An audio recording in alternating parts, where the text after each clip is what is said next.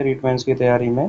देखिए साइंस में कोर्स का जो चैप्टर है उसकी हमारी तीसरी क्लास है। तो देखिए साइंस की जो सीरीज चल रही है एमसीक्यू प्रश्नों के माध्यम से हम चैप्टर को समझने का प्रयास कर रहे हैं।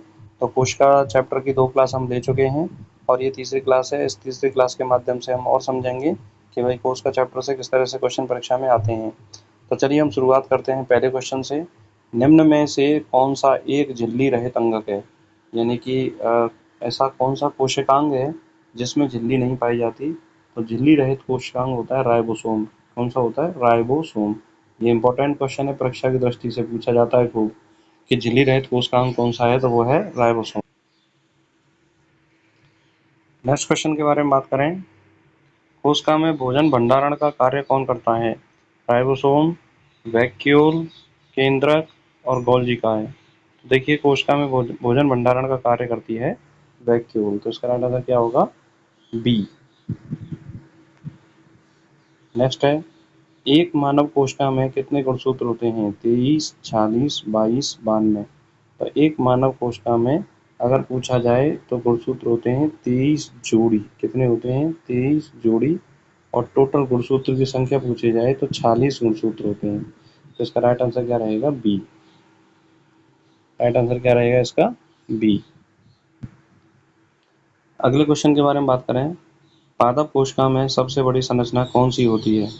तो पादप कोशिका मैंने बताया था आपको इस तरह की होती है कुछ। और पादप कोशिका में सबसे बड़ी जो संरचना होती है वो होती है वैक्यूल रिक्तिका, और केंद्रक होता है साइड में। तो सबसे बड़ी संरचना कौन सी होती है? वैक्यूल। इसका राइट आंसर क्या रहेगा? सी। नेक्स्ट है, कोशिका के किस अंग को पैकिंग हाउस कहा जाता है? पैकिंग हाउस के नाम से जाने जाने वाला कौन सा अंग है? तो राइबोसोम, माइटोकॉन्ड्रिया, गोल्जी काय और वैक्यूल। तो गोल्जी काय को पैकिंग हाउस कहा जाता है। क्या कहा जाता है? पैकिंग हाउस गोल्जी काय को कहा जाता है। नेक्स्ट हम बात करते हैं, प्लास्टिड केबल किस में पाए जाते हैं? जंतु कोशिका, जीवाणु, पादप कोशिका, प्रोटोजोआ। तो प्लास्टिड मतलब लवक। लवक पाए जाते हैं पादप कोशिकाओं में। किसमें पाए जाते हैं? पादप कोशिकाओं में। अलग अलग रंग के लवक पाए जाते हैं, इन्हें क्रोमोप्लास्ट कहते हैं। हरे रंग का कारण जो होता है उसको हम हरित लवक कहते हैं। तो इसका राइट आंसर होगा पादप कोशिका, सी। नेक्स्ट हम बात करते हैं प्रोकैरियोटिक कोशिकाओं में केंद्रक। यहाँ प्रोकैरियोटिक कोशिकाओं में केंद्रक की बात पूछ रहा है। ये स्पष्ट होता है, झिल्ली से घिरा होता है, नहीं होता, डीएनए के साथ होता है।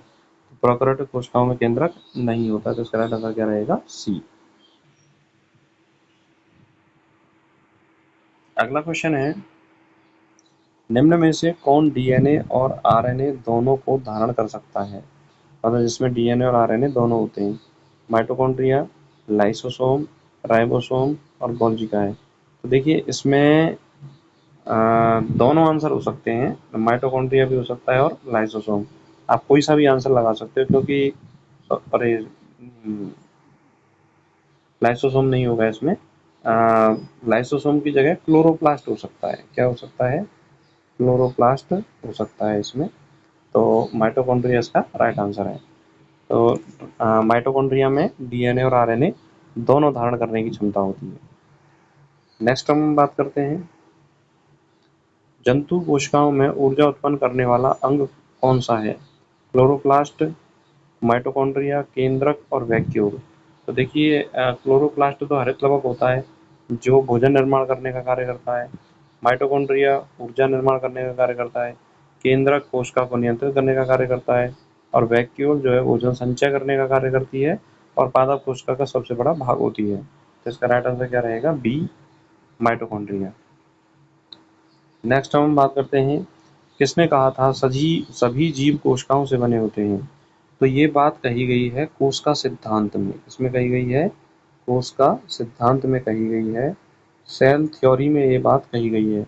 रॉबर्ट ओक, रुडोल्फ विर्चो, वर्जो नहीं है, विर्चो है, और स्लाइडेन और स्वान और मेंडल। तो इसका राइट आंसर है आपका स्लाइडेन एवं स्वान, क्योंकि कोशिका सिद्धांत किसने दिया था? स्लाइडेन एवं स्वान ने दिया था। तो इन्होंने ही कहा था कि सभी जीव कोशिकाओं के बने होते हैं। इसी हम क्या बोलते हैं? कोशिका सिद्धांत बोलते हैं। नेक्स्ट हम बात करते हैं, माइटोकॉन्ड्रिया का डीएनए किस प्रकार का होता है? एक रेखीय, वृत्ताकार, सर्पिल डबल स्ट्रैंडेड आरएनए। तो माइटोकॉन्ड्रिया का जो डीएनए होता है वो वृत्ताकार होता है। कैसा होता है? वृत्ताकार, सर्कुलर डीएनए होता है। तो इसका राइट आंसर क्या रहेगा? बी। अगला क्वेश्चन है, किस कोशिकांग को कोशिका का स्केलेटन कहा जाता है? किस कोशिकांग को कोशिका का स्केलेटन कहा जाता है? माइक्रोट्यूब्यूल, माइटोकॉन्ड्रिया, गोल्जी काय, राइबोसोम। तो किसको कहा जाता है? माइक्रोट्यूब्यूल, माइटोकॉन्ड्रिया, गोल्जी काय, राइबोसोम में से किसको कहा जाता है कोशिका का स्केलेटन? तो माइक्रोट्यूब्यूल को कोशिका का स्केलेटन कहा जाता है। तो इसका राइट आंसर आपका क्या रहेगा? ए। नेक्स्ट है, कोशिका झिल्ली का फ्लूइड मोज़ेक मॉडल किसने दिया? फ्लूइड मोज़ेक मॉडल को बोलते हैं तरल मोज़ेक मॉडल। तरल मोज़ेक मॉडल, ये क्वेश्चन आपसे पूछा जा सकता है एग्जाम में कि तरल मोज़ेक मॉडल जो है वो किस वैज्ञानिक ने दिया। पहला है सेंगर निकोलसन, दूसरा है वाटसन एवं क्रिक, तीसरा है हक्सले और मॉर्गन, चौथा है स्लाइडेन और स्वान। तो देखिए तरल मोज़ेक मॉडल जो है वो सेंगर व निकोलसन ने दिया था। तो इसका राइट आंसर आपका क्या रहेगा? ए। नेक्स्ट है, लाइसोसोम का निर्माण किसके द्वारा होता है? लाइसोसोम का निर्माण किसके द्वारा होता है? गोल्जी काय, माइटोकॉन्ड्रिया, केंद्रक, राइबोसोम। तो देखिए गोल्जी काय जो है, गोल्जी बॉडी से ही लाइसोसोम का निर्माण होता है। किसका निर्माण होता है? लाइसोसोम का निर्माण होता है गोल्जी काय से। तो इसका राइट आंसर आपका क्या रहेगा? ए। गोल्जी काय से लाइसोसोम का निर्माण होता है। नेक्स्ट हम बात करते हैं, गोल्जी काय का मुख्य कार्य क्या है? प्रोटीन का निर्माण, वसा का ऑक्सीकरण, पैकेजिंग और श्रवण, और आनुवंशिक सूचना का संग्रहण करना। तो देखिए गोल्जी काय का जो मुख्य कार्य है वह है पैकेजिंग और श्रवण करना। गोल्जी काय को traffic police of the cell कहा जाता है। तो इसमें राइट आंसर क्या रहेगा? सी। पैकेजिंग और श्रवण करना कार्य जो है वो मुख्य कार्य किसका है? गोल्जी काय का। अब हम बात करते हैं कोशिका चक्र में डीएनए प्रतिकृति किस चरण में होती है? तो ये भी मोस्ट इंपॉर्टेंट क्वेश्चन है परीक्षा की दृष्टि से। डीएनए रेप्लिकेशन कौन से चरण में होता है?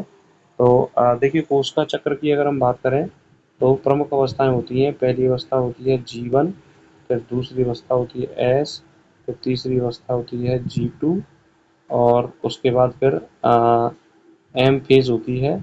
और इस तरह से ये चक्र चलता रहता है। माइटोटिक फेज बोलते हैं इसको।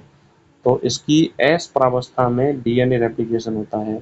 तो G1 S G2 M, तो इसकी एस प्रावस्था में क्या होता है? डीएनए रेप्लिकेशन होता है। ये मोस्ट इंपॉर्टेंट है।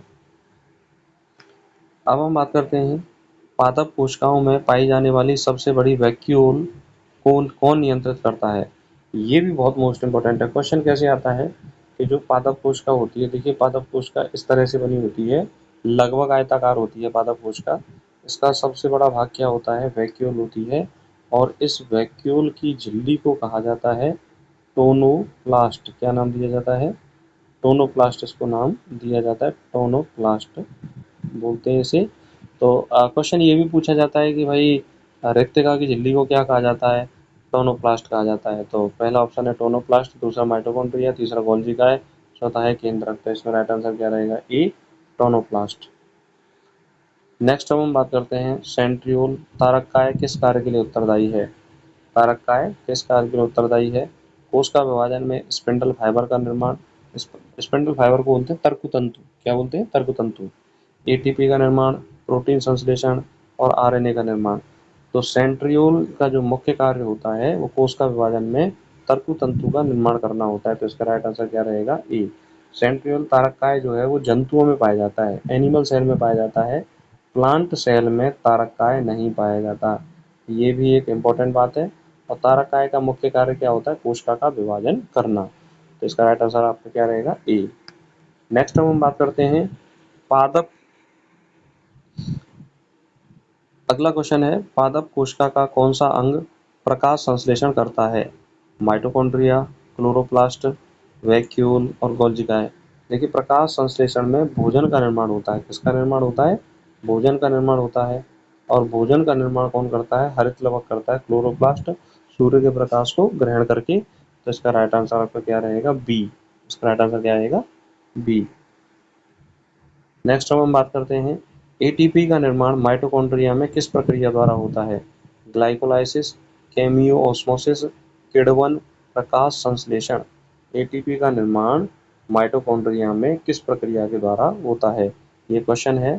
तो ऑप्शन है ग्लाइकोलाइसिस, केमियो, इसको केमियो ऑस्मोसिस या कीमो ऑस्मोसिस इसको बोलते हैं, और किण्वन और प्रकाश संश्लेषण। तो एटीपी का निर्माण जो होता है वो कीमो ऑस्मोसिस प्रक्रिया के द्वारा होता है। किसके द्वारा होता है? कीमो ऑस्मोसिस प्रक्रिया के द्वारा होता है। तो दोस्तों इस तरह से हमने 20 क्वेश्चनों के माध्यम से कोशिका वाला जो चैप्टर है साइंस में उसको समझा। आशा करता हूँ कि आपको ये क्लास अच्छी लगी होगी। अगर ये क्लास आपको अच्छी लगी है तो इस क्लास को लाइक करें, अपने दोस्तों तक शेयर करें, और जो भी स्टूडेंट इस चैनल पर नए हैं वो इस चैनल को ज़रूर सब्सक्राइब करें।